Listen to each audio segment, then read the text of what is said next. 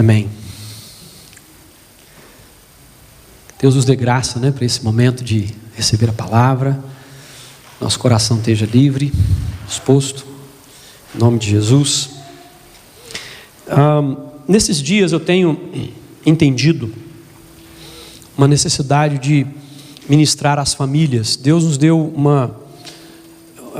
desde o início, na verdade, quando nós começamos a igreja em abril do ano passado, eu fiquei surpreso assim com a maneira com que Deus trouxe famílias, para fazer parte da igreja. E com isso nós entendemos que há uma necessidade muito grande de estarmos instruindo, ensinando aos irmãos, à família, de um modo geral. Começamos aí os nossos cursos, Homem ao Máximo, Mulher Única, que já tem sido bênção na vida dos irmãos, já tem feito já tem feito um efeito, tem feito algo assim maravilhoso já na vida das famílias, e nós cremos, que é apenas o início daquilo que Deus quer nos conduzir a viver. Deus quer de fato que nós sejamos uma igreja saudável, e por isso as nossas famílias precisam ser saudáveis. E eu entendo, que cada vez mais Deus nos dará a oportunidade de trazer instrução às famílias. E hoje não vai ser diferente, É claro que essa palavra que eu vou ministrar, ela se aplica no sentido de núcleo. Ela diz respeito à família, mas ela pode ser aplicada à igreja. Ela pode ser aplicada a uma instituição, porque ela fala da casa dividida. Na verdade, a casa dividida, ela faz parte de um esquema de guerra, Dividir para conquistar. Você já ouviu essa expressão antes? Dividir para conquistar. Essa é uma estratégia do diabo. Dividir para conquistar. Mas é uma estratégia que muitos líderes usaram e usam até hoje. Mas principalmente no passado, na época dos impérios, talvez o grande expoente dessa filosofia seja Júlio César, imperador romano, que conquistou o que hoje é alguns países, França, Luxemburgo, e algumas partes de outros países ali vizinhos, Ele conquistou usando exatamente essa técnica.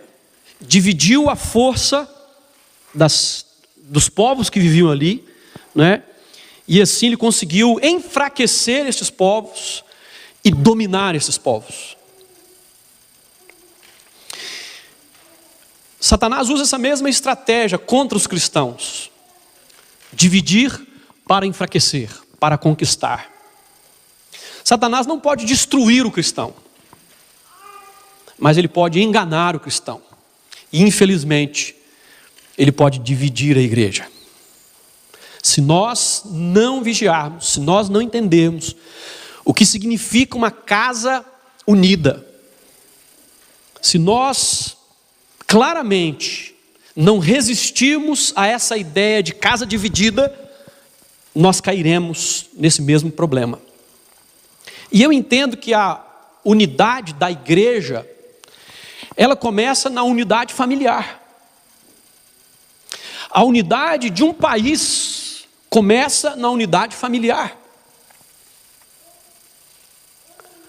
O que dirá então da nossa herança, dos nossos filhos? Como viverão eles, se eles forem frutos de uma casa dividida? Jesus, ao falar sobre isso, ele estava sendo atacado pelos judeus de estar expulsando demônios por Beelzebu, ou seja, pelo maioral dos demônios. Ele então vira para eles e diz assim: mas eu acho que se fosse talvez nos dias de hoje, ele fala assim: eu acho que o tico e o teco de vocês não está batendo muito bem, Vocês não está funcionando muito bem o entendimento de vocês. Uma casa dividida contra si mesma não subsistirá. Ele diz isso em Lucas 11:17. Uma casa dividida contra si mesmo, um reino dividido contra si mesmo, é arruinado, não subsiste, não permanece, não prevalece.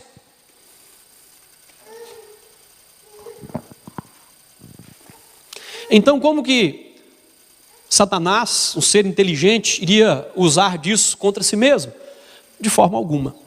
Mas esse princípio, ele se aplica também, então, a todas as esferas de casa. Por exemplo, ele falou sobre reino, mas ele também falou sobre casa. Reino é uma visão mais macro dessa unidade, e casa é uma reunião, é uma visão mais micro dessa realidade. Nós precisamos entender que a casa dividida não prevalece.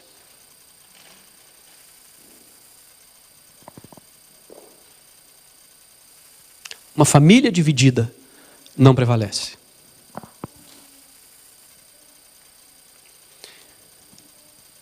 Se eu tiver que fazer uma pergunta idiota, seria essa: você deseja uma família unida?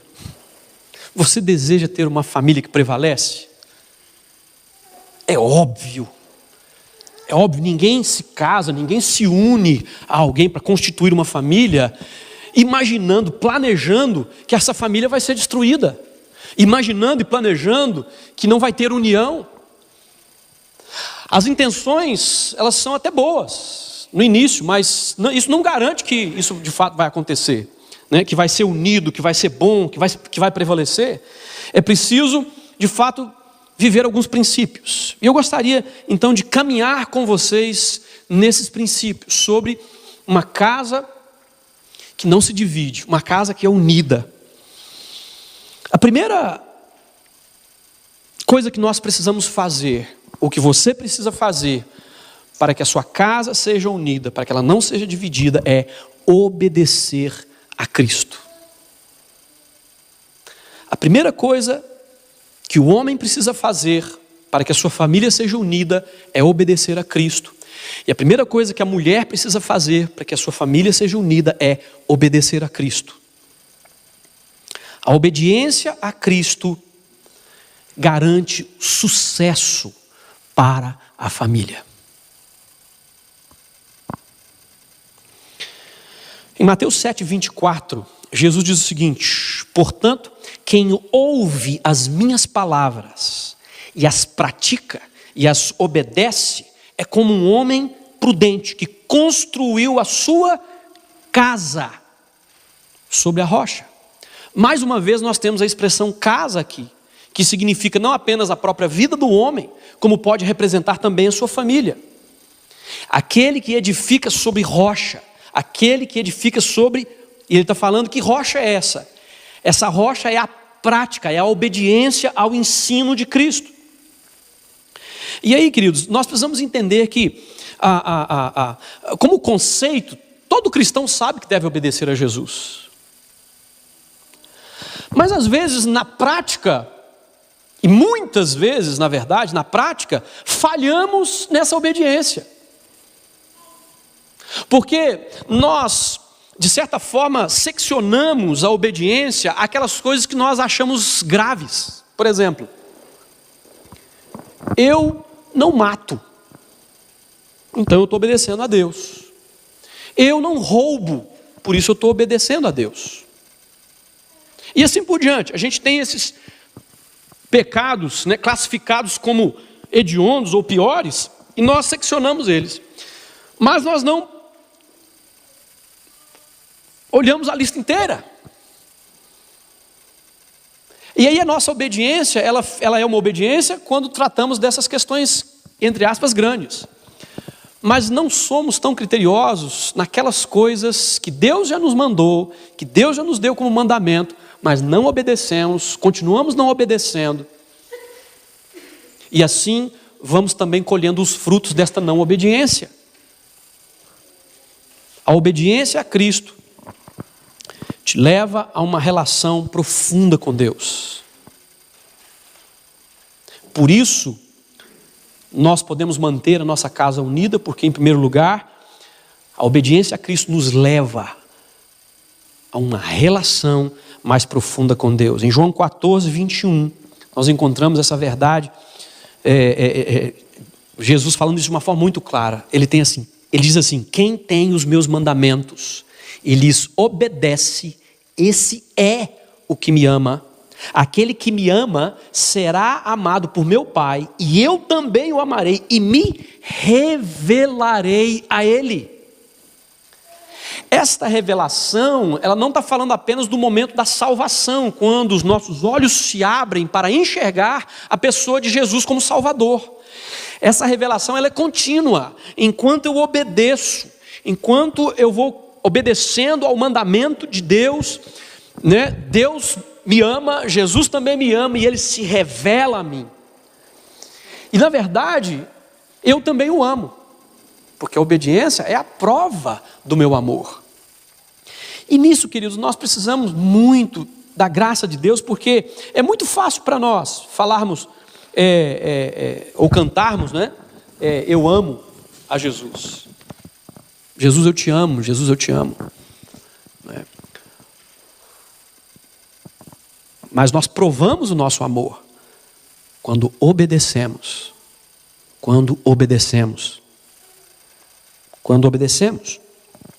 A obediência a Cristo me leva não apenas a ter um relacionamento profundo com Deus, porque Deus também me ama e se revela a mim, mas Ele também me leva a amar sacrificialmente. Me leva a amar como Jesus. Se eu obedeço ao mandamento de Deus, eu vou amar sacrificialmente. Porque em João 13:34, Jesus disse aos seus discípulos: um novo mandamento eu dou a vocês. Amem-se uns aos outros como eu os amei. Vocês devem amar-se uns aos outros. Eu posso pedir vocês dois para sentar nessas duas aqui, porque vocês estão assim na direção dessa luz, né? E toda vez que eu olho para vocês, na hora que eu volto assim, não vejo nada. Obrigado.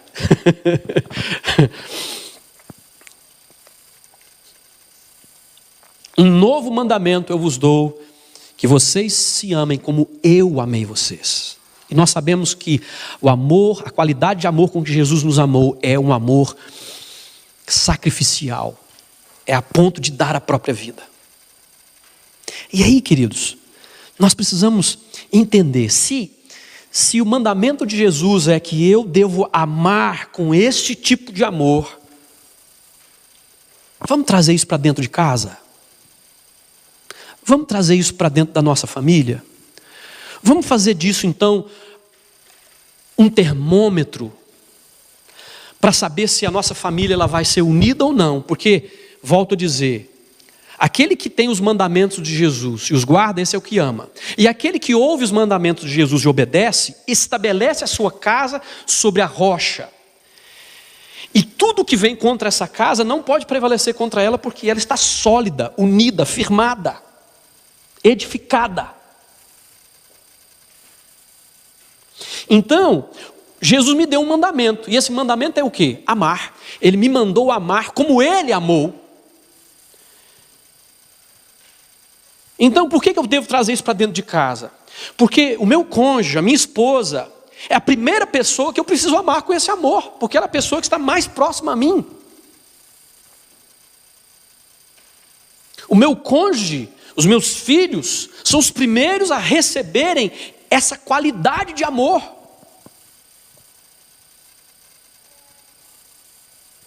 Às vezes nós encontramos pessoas que têm um coração muito compassivo para quem está do lado de fora. Tem um coração desejoso de ajudar quem está do lado de fora. Não estou dizendo que não deve se ajudar. Claro, nós devemos ajudar. A Escritura diz que nós devemos amar. Na verdade, em Mateus 5,44, Jesus disse assim: amem os seus inimigos. Então, se eu devo amar até o meu inimigo, que não é apenas alguém que está de fora, mas é alguém que luta contra mim, quanto mais quem está dentro, quanto mais quem eu prometi amar, quanto mais aquela pessoa que carrega o peso comigo de formar uma família, de viver numa condição familiar, muito mais. Agora, Vamos fazer um exercício? Vamos fazer um exercício. Vamos ler 1 Coríntios 13, sobre a qualidade de amor com que nós devemos amar? 1 Coríntios 13, nós vamos ler apenas do verso 4 até o início do verso 8. Diz assim: o amor é paciente, o amor é bondoso, não inveja, não se vangloria, não se orgulha, não maltrata, não procura seus interesses, não se ira facilmente, não guarda rancor. O amor não se alegra com a injustiça, mas se alegra com a verdade. Tudo sofre, tudo crê, tudo espera, tudo suporta. O amor nunca perece, ou nunca acaba, ou nunca falha. Agora, eu gostaria que nós fizéssemos um pequeno exercício. Ao invés da palavra amor, você vai colocar o seu nome. Sabe por quê? Porque esse amor que Paulo está dizendo aqui, a característica desse amor que Paulo está dizendo aqui, ele é prático. Ele não é conceito, ele não está falando de conceito. O amor é lindo, o amor é maravilhoso, o amor é sensacional. Ele não está usando conceito. Ele está falando e colocando o amor no verbo. Ele está colocando o amor na ação. O amor faz isso, o amor faz aquilo, o amor faz aquilo outro. Então, se o amor é ação, o amor não pode ser ação se não tiver o sujeito da ação, se eu não agir. Então, vamos lá, Carol, coloca para mim, por favor. Eu quero que você agora, você vai colocar o seu nome. Ok? Eu vou colocar o meu, então eu vou até tirar o microfone aqui. Ó. Você coloca o seu. O Emílio é paciente. O Emílio é bondoso. Está colocando o seu aí? Fala aí, ué. Eu vou falar sozinho? Fala sério, hein? Eu já até sei onde vai esse pensamento seu, viu? Vai lá, coloca o seu. O Emílio não inveja. O Emílio não se vangloria. O Emílio não se orgulha. O Emílio não maltrata. O Emílio não procura seus interesses. O Emílio não se ira facilmente. O Emílio não guarda rancor. O Emílio não se alegra com a injustiça. O Emílio se alegra com a verdade. O Emílio tudo sofre. O Emílio tudo crê. O Emílio tudo espera. O Emílio tudo suporta. O Emílio nunca deixa de amar. Como é que soou isso para você? Colocando seu próprio nome nesse negócio.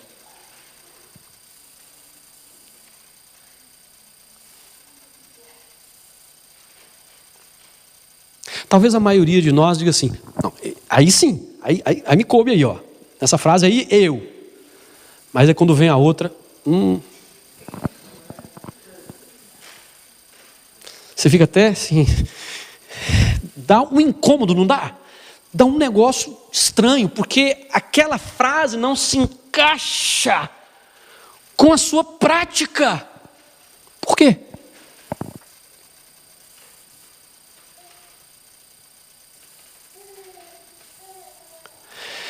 Você consegue entender, queridos, essa questão da obediência ao mandamento de Jesus e na prática, como que essa obediência ela acontece?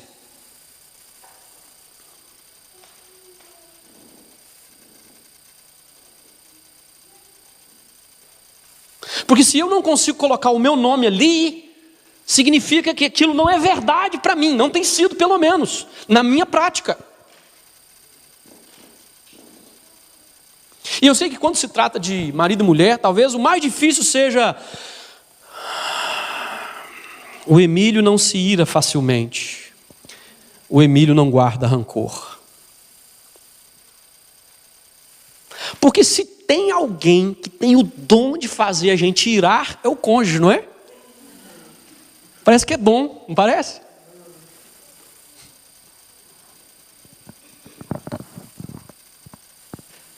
Será que é o outro que me irrita? Ou sou eu que não amo?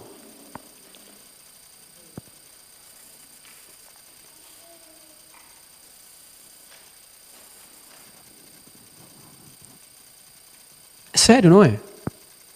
É sério. Jesus é sério. O amor é sério. O mandamento de Deus é sério. E aí nós ficamos nos perguntando, por que a nossa família não prevalece às vezes em determinados assuntos, em determinadas áreas? Por que a gente não consegue avançar em certas situações? Aí, é lógico, a gente bota a culpa no outro. É claro. Eu sou bobo? Eu coloco a culpa no outro, porque é muito mais fácil.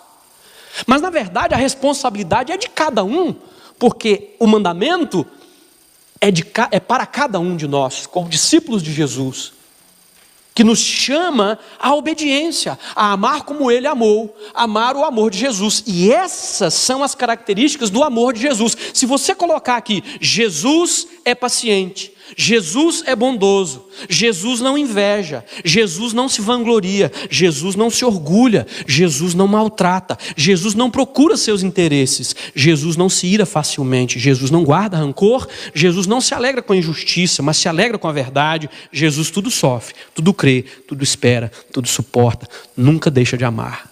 Não encaixa certinho com o nome de Jesus? Encaixa certinho.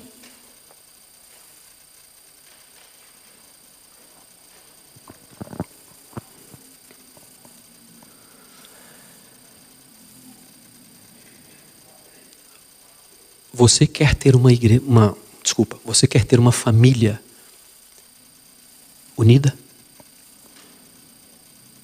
Obedeça a Jesus. Ame. Ame. E tenha esse padrão de amor. Ame assim.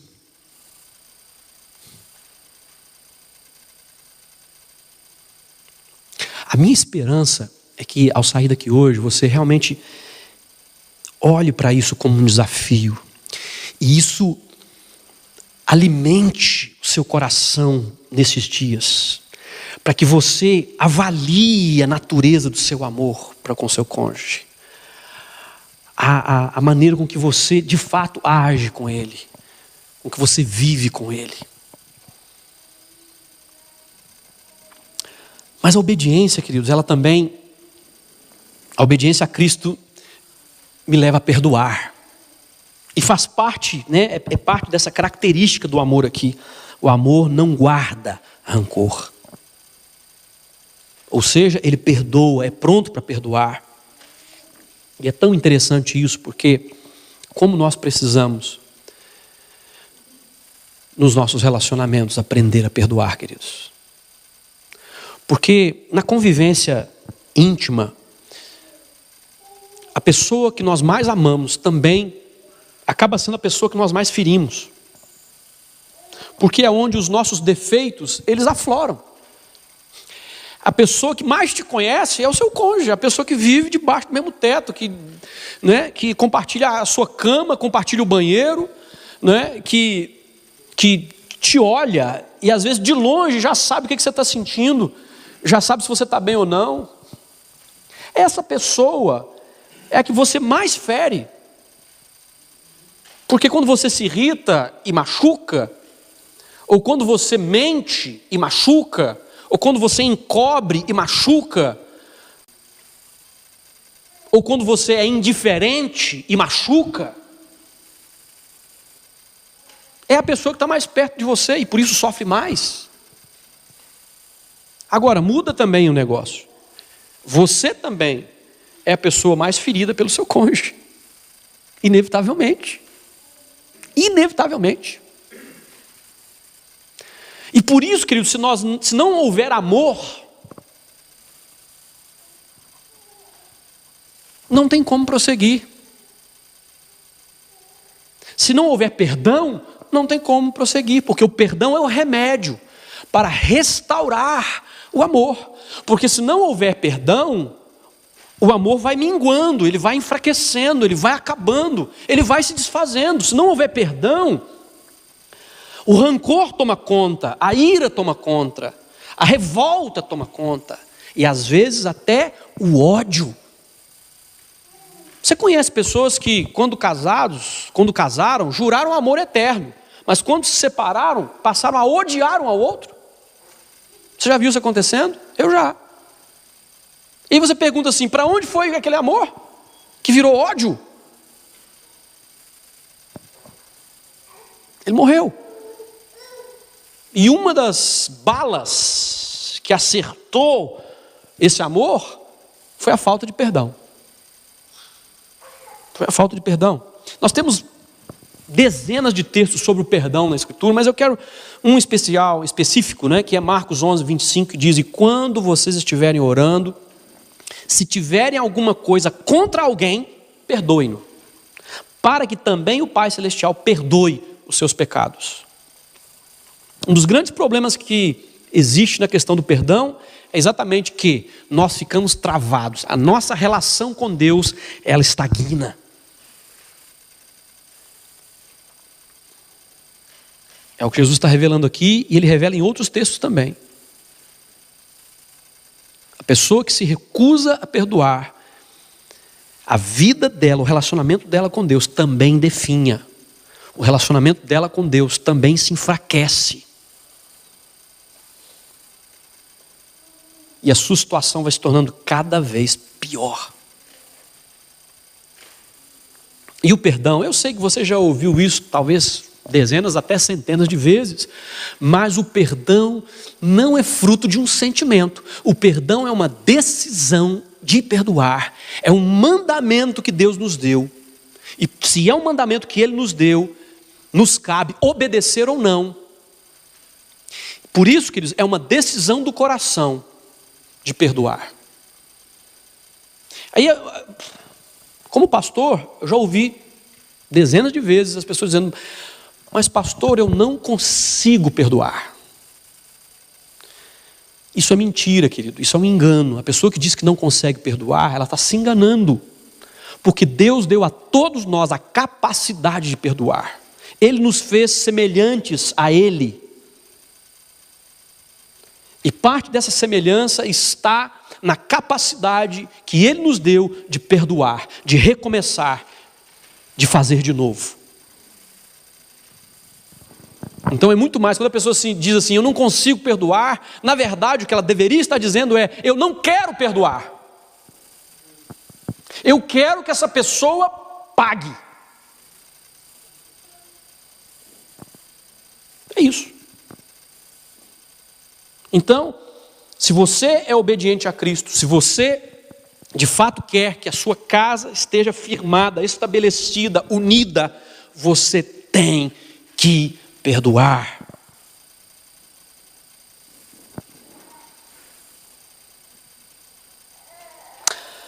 Mas a obediência a Cristo também me leva a orar. Me leva a orar. Eu preciso orar pela minha família. Eu preciso orar, interceder pelo meu cônjuge, pelos meus filhos. Eu preciso de fato, e vice-versa, o cônjuge, os filhos, é preciso haver uma disposição para orar. E essa obediência, ela está relacionada lá em Mateus 5:44. Veja bem. Jesus diz assim: mas eu digo, amem os seus inimigos e orem por aqueles que os perseguem. Pô, mas pastor, o que isso tem a ver com família, né?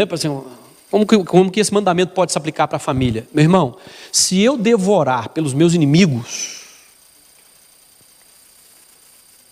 você não acha que está implícito aqui que eu também devorar pelos meus amigos ou por quem eu amo?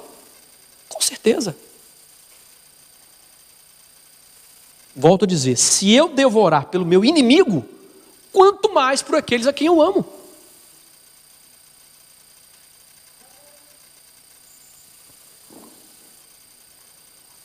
Existem questões, queridos, que são espirituais. Nós não devemos demonizar as coisas. Tem gente que é mau caráter, tem gente que mente, e aí tem problema em casa e fala assim: porque o diabo está acabando com a minha família, o diabo se levantou. É uma forma de demonizar uma situação, quando na verdade o problema é do caráter. Mas existe um lado que nós precisamos entender, que Satanás ataca a família. O diabo ataca as nossas famílias. E nós precisamos orar pela nossa família. Eu já tive várias experiências, principalmente com a Maria Clara, mas também com a minha esposa, na nossa relação, em que em determinado momento, claramente o Espírito Santo diz para mim: ora. Não é para você discutir, não é para você fazer outra coisa, ora. E é incrível, queridos, a diferença que isso faz.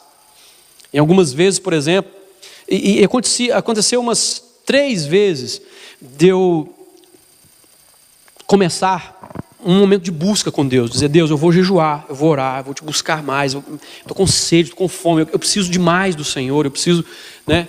E no início dessa busca, a Maria Clara começava a ter problema de insônia, perturbação no sono. E aí a gente acordava, perturbava a nossa noite. No outro dia eu estava um bagaço, era tão difícil assim para se concentrar na oração, nas atividades, né, de buscar a Deus e tudo mais. E aí houve uma vez que Deus falou claramente comigo, na hora que ela estava naquela agitação, naquela perturbação. Deus disse: ora e repreende. É um ataque contra vocês. Queridos, foi assim, tiro e queda, como diz o outro. Eu coloquei ela para dormir, fiz uma oração ministrando sobre a vida dela, repreendendo qualquer ação do inimigo de perturbação. Acabou. Não foi apenas uma vez, foi algumas vezes que isso aconteceu. Agora, se eu não tivesse entendido isso, né, e orado, então nós precisamos entender que existem aspectos da nossa relação que são espirituais, que precisam ser lutados, né? Nós precisamos lutar com estas armas. Oração. Às vezes, quando o cônjuge está muito obstinado, para não falar teimoso, né? Muito obstinado com algum determinado assunto, né? Às vezes a melhor coisa não é discutir, é orar primeiro, é orar, interceder, é realmente insistir com Deus em oração, até que Deus realmente traga quebrantamento no coração daquela pessoa, e aí você possa conversar e discutir aquilo de forma tranquila e equilibrada. Então nós precisamos entender isso. É preciso orar. Aquele que obedece a Cristo ora pelos seus amados. E em último lugar, a obediência a Cristo me leva a abençoar. Talvez uma das coisas que cause maior divisão na família sejam as palavras mal faladas, as palavras atravessadas, geralmente palavras pesadas, que trazem sentenças, que trazem muitas vezes maldição até. Jesus fala em Lucas 6:28, dizendo o seguinte: abençoem os que os amaldiçoam e orem pelos que vos maltratam. Se nós devemos abençoar os que nos amaldiçoam, quanto mais nós devemos abençoar os nossos queridos. Eu poderia trazer aqui um monte de outros textos também, quando Paulo diz que não saia da nossa boca nenhuma palavra torpe, lá em Efésios, mas só que for boa para promover a edificação, para que dê graça aos que a ouvem. As nossas palavras, elas têm que ser palavras temperadas com sal. Pedro também fala sobre isso. Por que temperada com sal? Porque não pode ser nem salgada e nem sem sal. Tem que ser na medida exata. Ou você gosta de comer coisa salgada? Né? Temperado você aceita, você recebe, é gostoso. Então a palavra bem falada, a bênção ministrada. Não é um clichê, queridos, não é um talismã para você andar com ele, né? E também não é aquele negócio assim, né? Você está querendo xingar o menino, você fala assim: abençoado. Não é? Não é isso também. Mas é de fato ter entendimento que aquilo que sai da sua boca tem peso. Pode ser peso de bênção ou peso de maldição. Às vezes até mesmo ao falar sobre o assunto, às vezes nem necessariamente, não necessariamente diretamente com a pessoa, às vezes falando, não é? Você traz palavras de peso, de maldição sobre a relação, sobre o cônjuge, sobre o filho, sobre a filha, sobre o pai, sobre a mãe. Nós precisamos entender isso. Nós precisamos bem dizer. Com fé, palavras de né, que confirmam, que encorajam, que dão entendimento, palavras que dão direção, palavras que acalmam, palavras que abençoam. Eu não sei quanto a você, mas eu amo estar perto de pessoas encorajadoras. É tão bom quando alguém vê a sua situação e diz assim: olha, fica firme, fica forte, Deus vai te ajudar, Deus vai te abençoar. É maravilhoso. E quão terrível é você estar perto de gente que só reclama. Não é também terrível? A pessoa só murmura: ai, que não sei o quê. Se está frio, está muito frio. Se está quente, está muito quente. Se está morno demais. Eu não gosto de morno.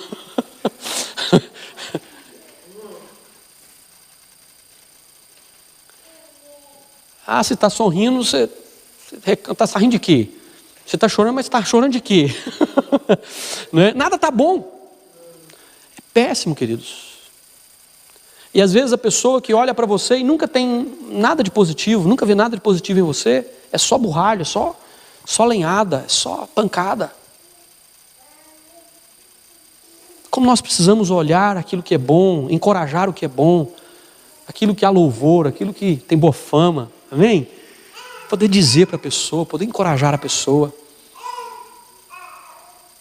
Eu tenho certeza, queridos, que eu não esgotei o assunto sobre a unidade da casa. Existem tantos outros aspectos sobre a unidade. Existe o problema da mentira, né? Ou seja, a necessidade da verdade.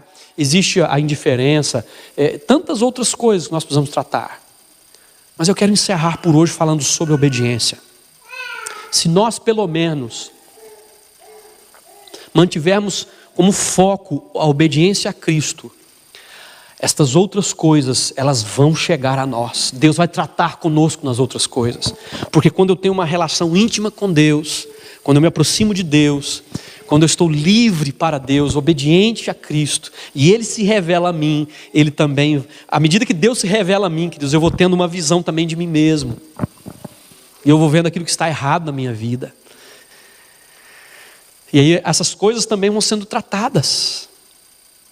Então eu quero, em nome de Jesus, encorajar você.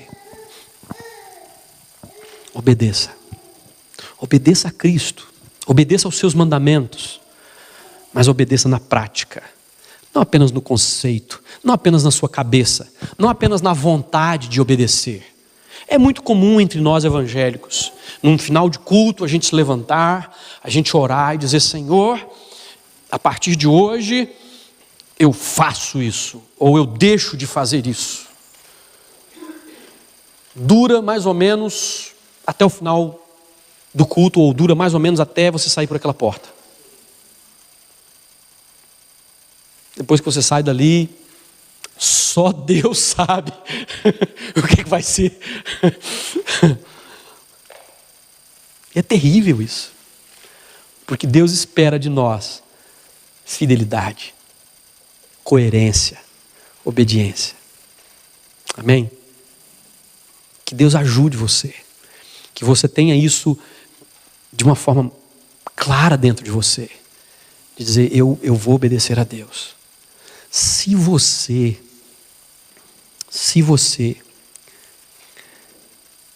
obedecer no que diz respeito a amar, meu irmão, você já fez quase tudo.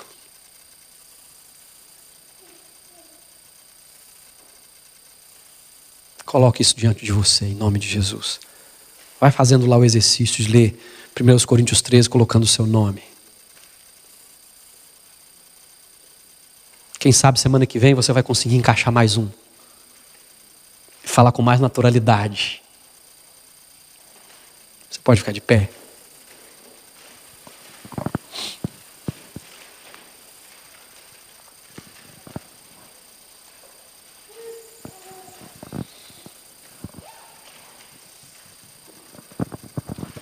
Esse momento é um momento de oração. E o momento de oração não é simplesmente um momento para que eu ore por você, mas é um momento de resposta do seu coração a Deus.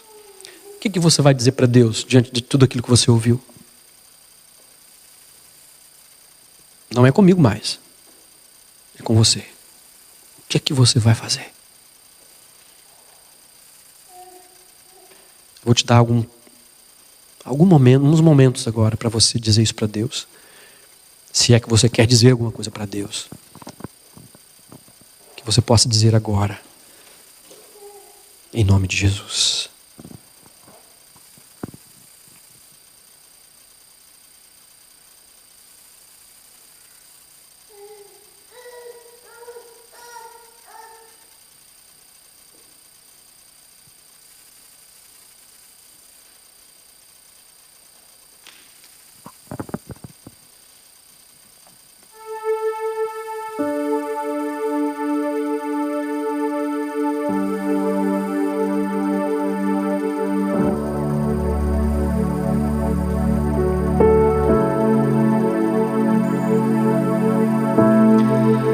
Pai, que o Senhor nos dê a graça de sermos totalmente honestos contigo. O Senhor conhece o nosso coração. Então, Pai, que sejamos totalmente honestos com o Senhor na nossa resposta ao Senhor. Eu sei que muitos podem estar agora desanimados, porque o desgaste já atingiu um ponto alto no seu relacionamento, na sua família, e roubou a esperança e roubou o amor. Mas eu também sei, ó Deus, que é o Teu Espírito Santo em nós que nos capacita a amar o amor que o Senhor amou. Tua palavra nos diz isso. Porque o amor de Deus já foi derramado nos nossos corações pelo Espírito Santo que nos foi dado. É esse amor que nos capacita a amar. Então eu te peço, Pai, restaura o entendimento do meu irmão, da minha irmã. E restaura, Senhor, a vontade de te obedecer. A vontade de ter o relacionamento contigo restaurado. Pois é a partir daí que todas as outras coisas serão encaixadas em seu lugar. É a partir daí que a casa será edificada. Que seja assim, Pai, na vida do meu irmão, na vida da minha irmã. Que o Senhor toque neste coração e ajude, e console, conforte, renove, restaure, cure. Porque eu creio que foi para isso que o Senhor enviou a Tua palavra, para mostrar o que precisa ser mudado, a fim de que haja verdadeira transformação. Que saiamos daqui hoje certos de que a transformação é possível e certos de que seremos transformados à medida que te obedecemos, e assim provamos que te amamos de verdade e não apenas de palavras. Vem sobre nós, Senhor, e nessa semana nos ajuda, nesse tempo que estamos vivendo, nos ajuda a correspondermos à Tua vontade. É a minha oração em nome de Jesus. Amém.